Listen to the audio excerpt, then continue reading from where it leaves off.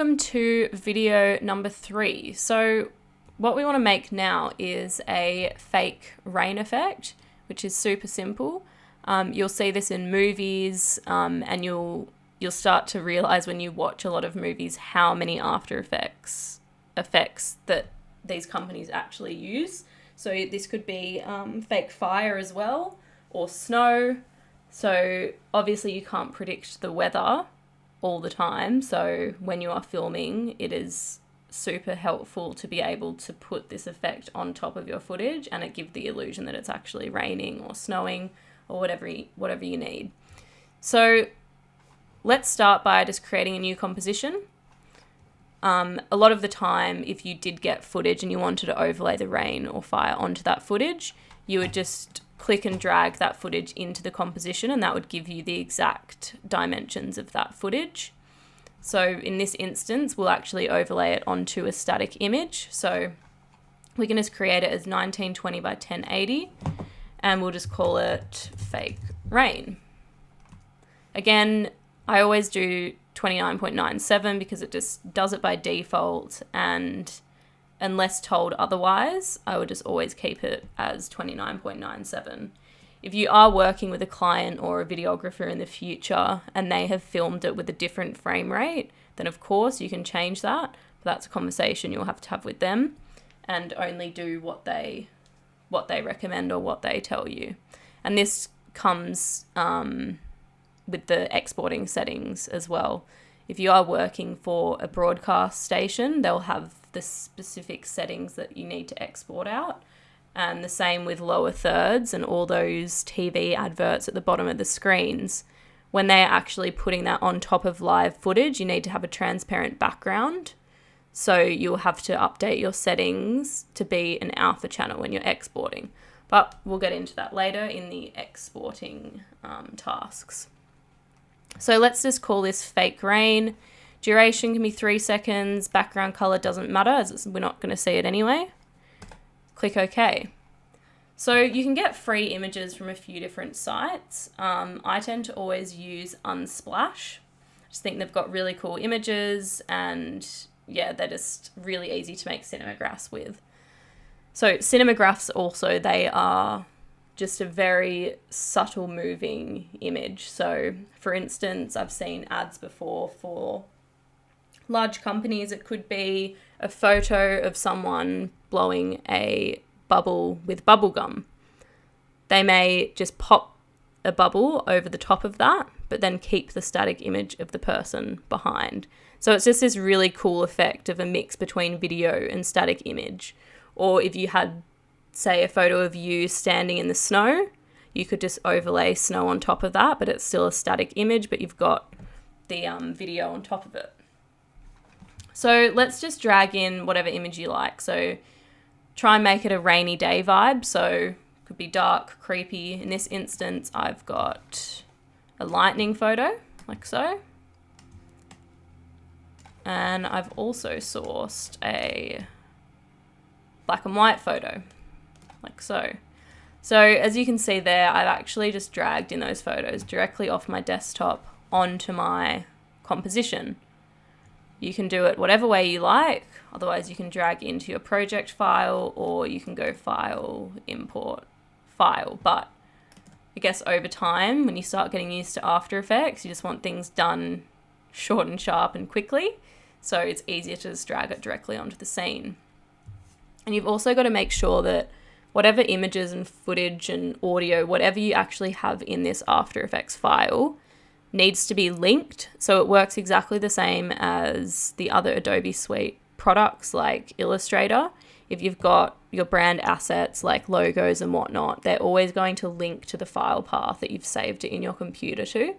So I would just always be very organized with your After Effects files, because if you end up doing a massive project for a big client and you've then got to go back and do revisions on that, if you've lost all the files, you would just completely corrupt your animation. You have to start again. So just be really organized with your storage and your files when you're making an animation.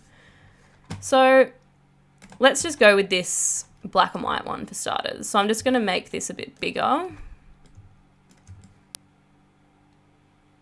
Let's just put it there. That is fine. So now we want to make a new solid. So particle worlds is an effect that you put onto a solid, and there's a few of these, such as CC Mercury as well.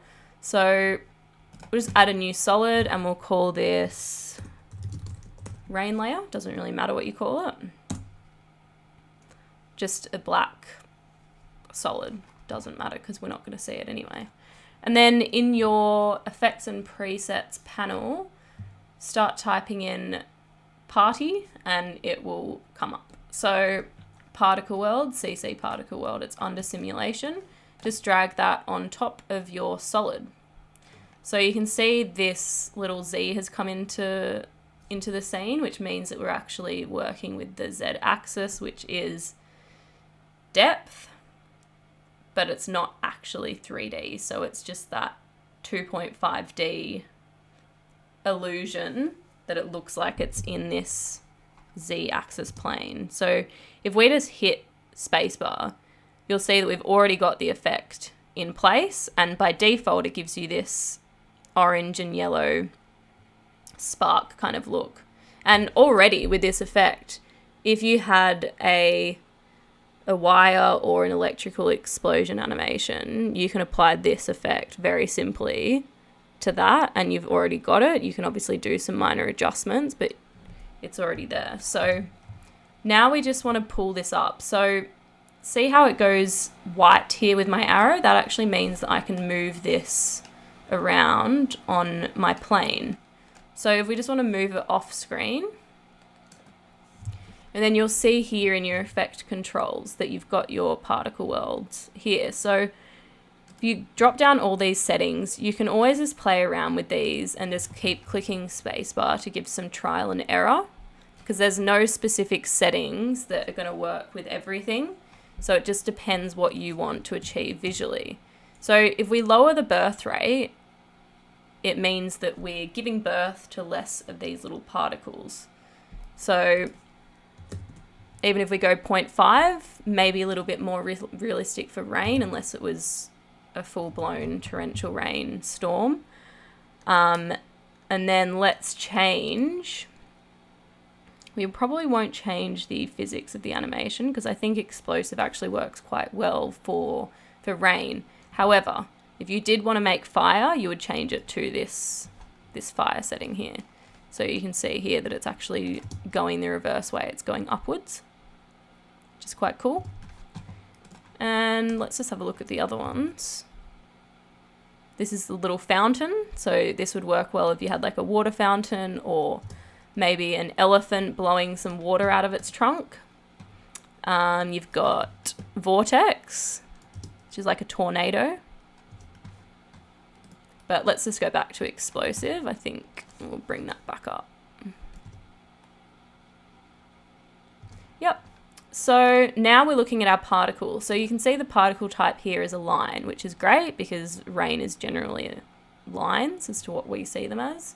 And you can reduce your opacity here to make it a little bit more realistic, and then you can change your birth and death color. So birth is the color that it starts at, and then death is the color that it ends at. So it's kind of like a gradient. So let's just change that to white, and then we'll change the death to a gray.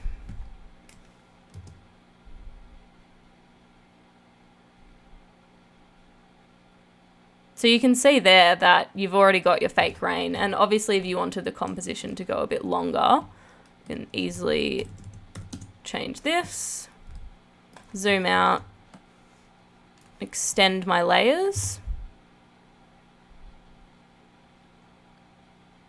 and here we've got our rain. It's very cool. And let's just see what this would look like with the other one.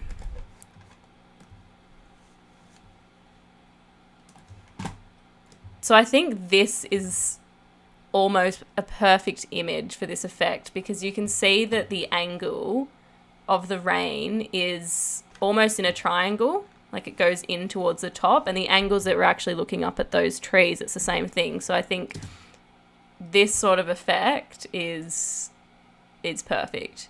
And over time, you learn different effects. You can actually animate the lightning. Maybe you can have the trees slightly moving by using the puppet tool. And you can change the color of the rain. Make it a little bit more blue.